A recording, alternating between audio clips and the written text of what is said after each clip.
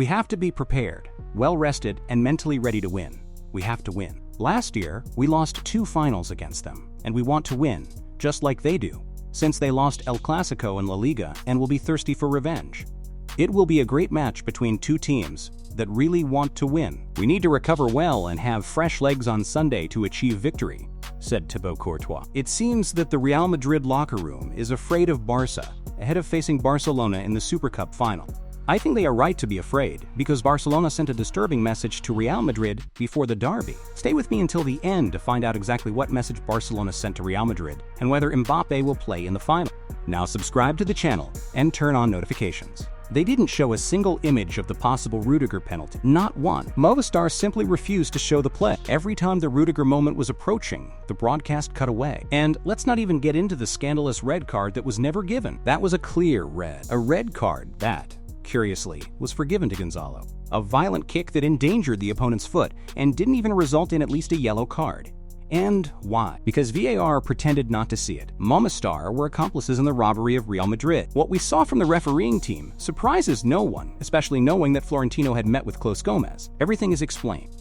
Just look at Valverde's goal. It comes from a non-existent foul. I don't think it was a foul, and what's most irritating is that it led to Real Madrid's first goal. Oblak makes a bit of a mistake, that's true, but we shouldn't take away from Valverde, who unleashed a brutal shot. What really makes me deeply furious is that streaming services aren't cheap if you're supposedly paying to enjoy football. And what does Movistar do? It hides the images and covers up every robbery committed by Real Madrid. Today it was more blatant than ever, and it wasn't just about hiding the penalty or possible penalty by Rudiger. The very least we deserve is an image. A front view, another from behind, so we can draw our own conclusions. And you know what's even more frustrating for Barcelona critics? The fact that Barcelona ran over Athletic Bilbao 5-0, comfortably and beyond dispute, without any refereeing scandal, without shameful penalties, unlike what happened against Atletico Madrid, who were clearly robbed by Real Madrid. That's why Diego Simeone almost got into a fight with Vinicius when they argued over Atletico's penalty appeal, for which Movistar cut away the image before analysis, before Simeone appeared to repeatedly tell Vinicius that Real Madrid would get away with it. Everyone knows that Vini is booed in almost every match by opposing fans.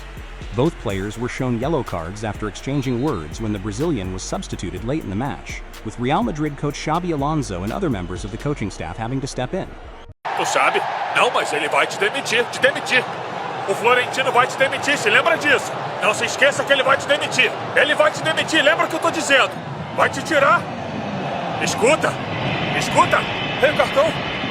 Fala com ele, tá sempre fudendo o jogo. Ei, Cholo, ei, vai cuidar do seu time, vai. Ele não tem que falar. Ei, pra ele também, Tu sabes? No, pero te va a echar, Florentino, acordate que te va a echar, acordate a lo que te digo, te va a echar. Escucha, correcto. Decile, porque está siempre jodiendo. Hey, Cholo, hey, tú a los tuyos, él no tiene que hablar. Hey, a él también. After the match, Simeone refused to comment on the incident, saying he, quote, didn't remember what had been said, while Alonso criticized his opponent's behavior, stating that he, quote, didn't like it and that not everything is acceptable. Later, Vinicius commented, "You lost another decisive clash," in an Instagram video showing images of the sideline confrontation posted by journalist Fabrizio Romano. Diego Simeone had his reasons to complain about the stolen penalty. Can't do it. It's not right. I love the patter. It's good patter. It's funny, but when you're in his position or any manager, you can't do that. I mean, not only are you going against Vinny, but you're going against your opposite manager. So it's a complete and utter no-no. Shouldn't be able to get away with it. But I do find it funny, but you shouldn't be doing it. Right. You shouldn't be doing it. It's really simple.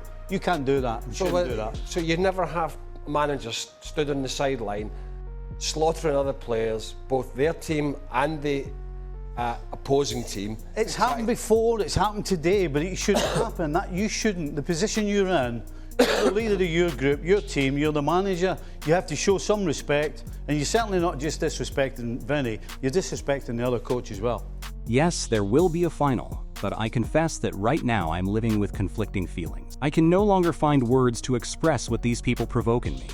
a mafia, organized thieves, specialists in stealing competitions. You have no idea how satisfying it is for me to know that they will face Barcelona this Sunday. At the same time, I fear the worst when it comes to refereeing, but I'm also convinced calm, even because I know it is Barca and only Barca that can stop this mafia that steals and complains. I feel more at ease because now Barcelona wants revenge.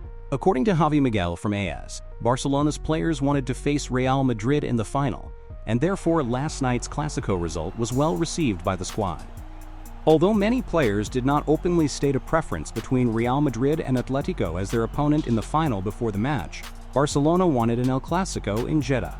According to the report, there is a strong desire for revenge at Barca after the 2-1 defeat suffered at the Santiago Bernabéu earlier this season in La Liga. Most of the players watched the semi-final in their hotel rooms, with some choosing to watch together, along with members of the coaching staff.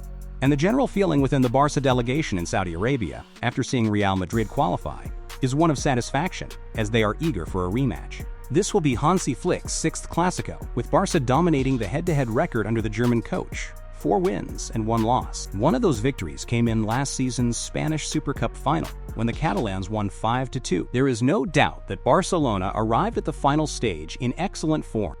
As a result, there is a strong desire within the squad to make amends for the most recent defeat to Real Madrid. Among the players, there is a sense that the scenario could not be better. According to AS, the Barcelona locker room is highly motivated to win the title and dedicated to Ronald Araujo as a gesture of support during one of the most difficult moments of his career. Since his red card against Chelsea in November, the Uruguayan captain has not played again, requested leave for an indefinite period, and is expected to miss the final against Real Madrid. His absence has been felt both on and off the field, but it has served as emotional fuel for the group, which sees a victory in the final as a special way to honor and support the team's leader. Hansi Flick has a perfect record in finals. He has contested 7 and won them all. The streak began in 2020 with titles at Bayern, including the German Cup, the Champions League, the Super Cups, and the Club World Cup. Since arriving at Barcelona, he has maintained that unbeaten record, winning 2 finals against Real Madrid, one by 5-2 and another by 3-2 after extra time, which secured the Copa del Rey in April 2025. For the first time, Flick will contest 2 finals of the same competition next week. The first trophy of the season is at stake, and they will face a Real Madrid that relies on refereeing to win games, a Real Madrid full of doubts and uncertainty about its performance. Barcelona head into the Spanish Super Cup final fully aware of the challenge they will face on Sunday. Real Madrid will welcome back Kylian Mbappé, who missed the semi-final, which naturally raises the level of difficulty of the matchup. Even so, within the Barca camp the reaction is one of calm. According to Sport, Hansi Flick does not intend to change his tactical plan because of the French forward's presence. The coach places greater trust in collective preparation, team structure, and his players' confidence than in adjustments driven by individual opponents. Internally, there is a sense that Barcelona arrive at the final in better form, showing greater balance and consistency in their performances. Flick, however, insists on a realistic approach, avoiding any signs of overconfidence, fully aware that a one-off final can be decided by small details. The idea is to keep the same system that carried the team to the final, with the only expected change being Lamine Yamal coming in for Rooney Bargi. In defense, the tendency is to stick with Eric Garcia and Pau Cubarsí at center back, with Koundé and Balde on the flanks. Although the overall plan will not change, the preparation will take into account Mbappé's specific characteristics, a player known for his runs in behind and his speed in transition. To deal with that, Barcelona will need to be precise in their positioning, intense in their pressing, and alert when playing with a high defensive line. Best of all, they have Joan Garcia in goal. Who will win this final?